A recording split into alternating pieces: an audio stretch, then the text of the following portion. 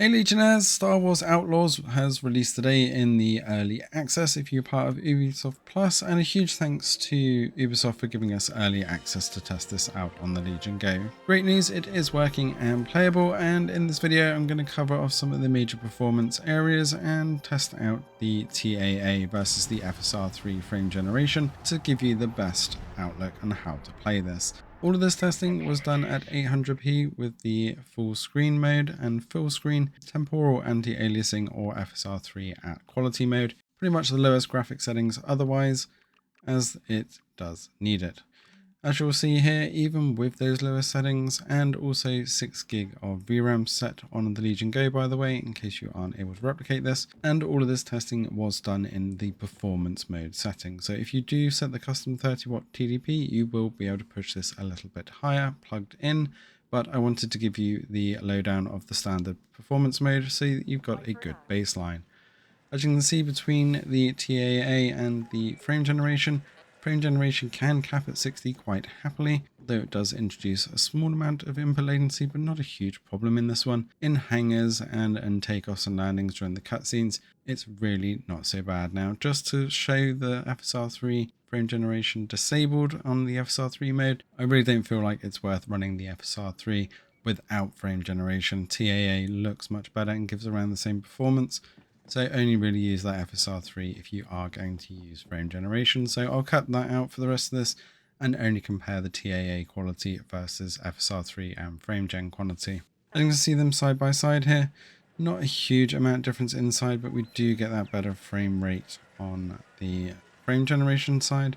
But we do get that input latency a little bit more, and we also get that wave around on the frame time.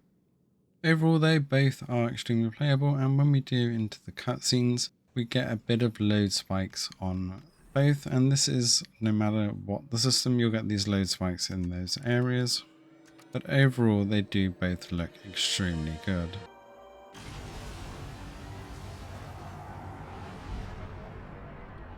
In space, both perform exceptionally well. It's not a huge amount of rendering in space, so they've managed to do the efficiency on this extremely well.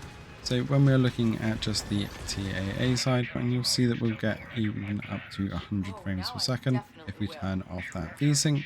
Space battles are very easy though, but as we come into planets, things really start to hit the floor. So even with frame generation on FSR3, we are getting around the 40 frames per second mark, and even can dip into the 30s. Frame generation really struggling in those cutscenes, especially with the major transitions, but the image does look good. And it doesn't seem too bad until we go onto the TAA side, and then you'll notice that that temporal anti-aliasing really takes a massive hit during some of these transition cutscenes. Before we even get into that major transition, we're already into the sub 40s, and we get huge dips as we do that transition, even into the low 20s and even into the 10s very briefly. Now, image wise, it is slightly clearer, but sitting around that 20 to 30 frames per second in TAA really does make it a little bit harder to swallow. This becomes even more apparent when we start running through into town and the cantina sections, though. Even FSR3 frame generation can't hold a steady frame rate and seems to disable, so we only get around 30 to 40 frames per second, even dipping under 30 occasionally. But when that frame generation does kick back in, it does boost it back up quite nicely, but don't expect that frame generation to be active all of the time.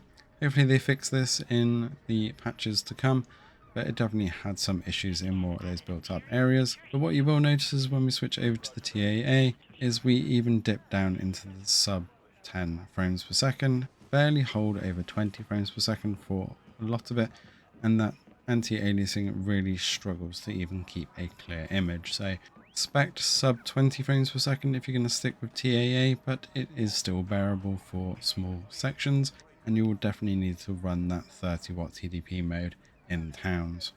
Similar situation out and about, it really does take a bit of a hit with the world, and especially on the speeder. With the FSR3 frame generation still not managing to hold higher frame rates a lot of the time. With a lot of fast movement going on, it does seem to kick off very easily. But the FSR3 definitely seems to take a smaller hit on performance, keeping 30 to 40 frames per second much more happily, and even pushing 50 without that frame gen a lot of the time. Just got to be careful where you drive, because it's very easy to drive off cliffs in this when you think it's a nice jump. When we're looking at the TAA side, we get a nicer image for the most part, but most of the time we are sitting under that 30 frames per second mark. So as much as the world is beautiful, we do want that slightly better frame rate, so I'll definitely be recommending sticking with FSR3 on quality mode and keeping that frame generation on as well for when it is available. As you can see, as we put them side by side here, we really see those differences a little bit clearer. That frame rate really smooths out on the frame generation side, and we don't really notice that much difference in quality. Let us know in the comments below if you're going to be diving into Star Wars Outlaws. I already have over 9 hours on this, and I'll definitely be playing a lot more. Thanks for watching, and see you in the next one.